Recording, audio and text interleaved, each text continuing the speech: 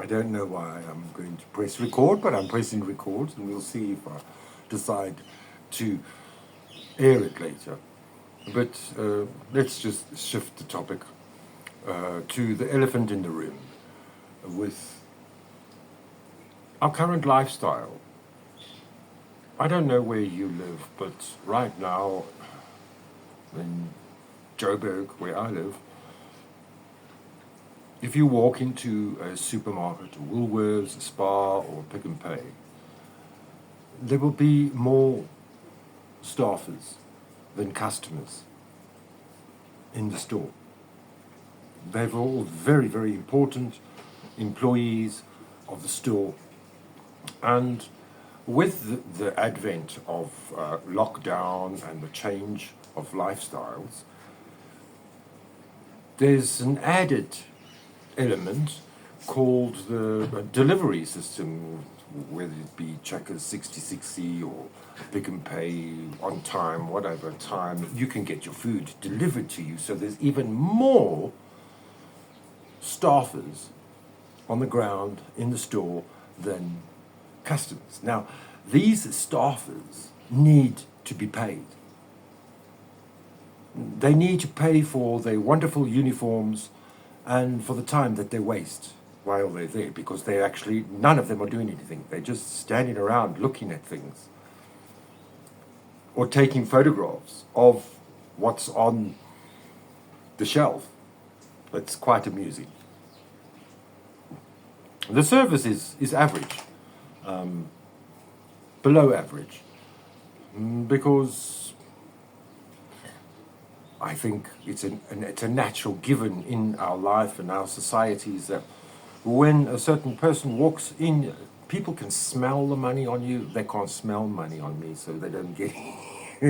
They're not going to give as much. It depends on my personality and how friendly I am to the cashier. I have to say, "How are you? How is your day?" And then you still get a sulky face because, well, especially that, never mind you're white, you're just working class, average man in the street. And in my country, you're white.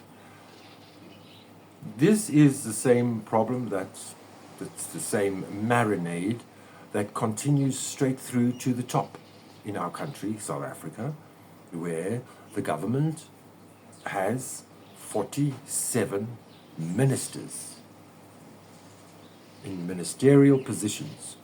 What they do all day long, no one knows. They do have blue light brigades, they do have chauffeurs, they do have bodyguards, and they do have two homes, one in Johannesburg and one in Cape Town, for parliamentary and governmental purposes.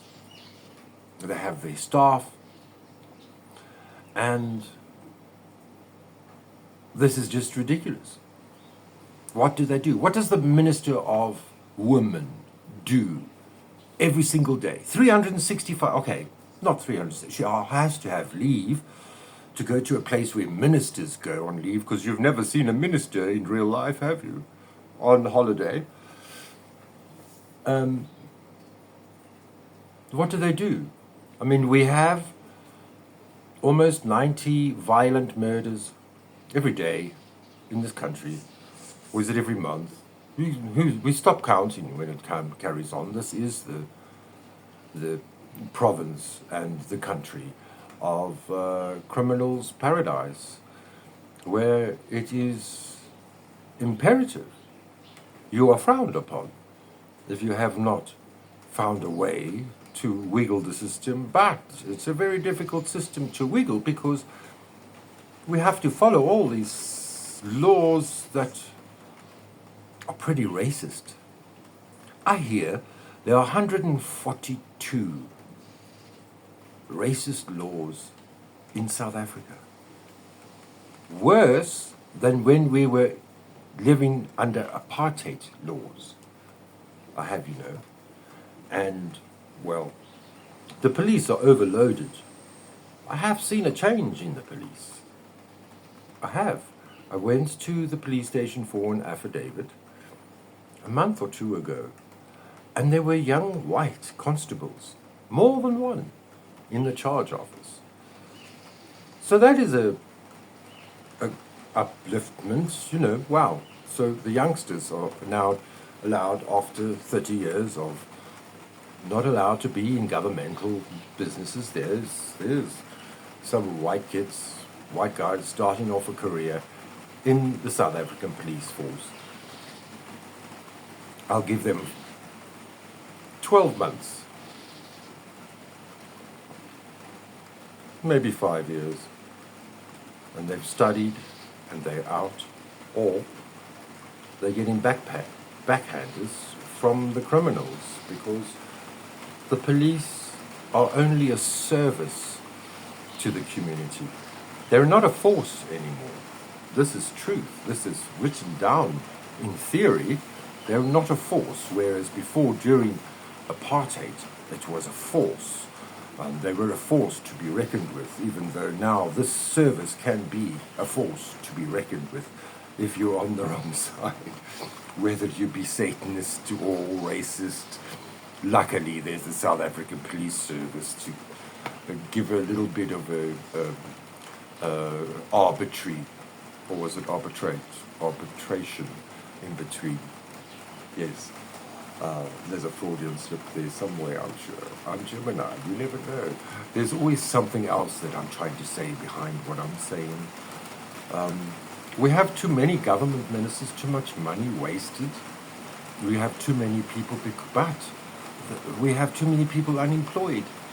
And the white population, the middle class population, does not have enough money to pay for more inflation at the aisle in the supermarket, to pay for another packer. You have enough staff. The more staff you have, the more I pay. I pay. The consumer pays for the staff member to be standing around, to be having a bad day at work. And God forbid, I go and say, how are you today? How are you today? From another person's point of view, be kind, be nice. We are all we have, you and I. I thank you for joining me on this journey. Wherever it goes, how long ever it lasts, I appreciate your views, I appreciate your comments. Give me a thumbs up if you agree with my point of view. Obviously, I'm speaking very parochially or provincially, however you would like to hear it right now. But something's got to budge. And it's not going to be World War III. It's going to be normal people on the street, the layman like you and me, refusing to accept the refuse anymore. It's Bulda Caca. Caca del Toro. Not Toro de Rosso. Ciao for now, Salangakle, Ekskifia, Ikibidi, Skibonga, Riolabonga, Ngiabonga, Hamagakle, Salagakle, Chus, Totsins. And remember, if you don't try a little bit harder, it doesn't get better. It does get tougher, but we do get smarter, indeed. Peace, shalom, salam alaikum. Totsins.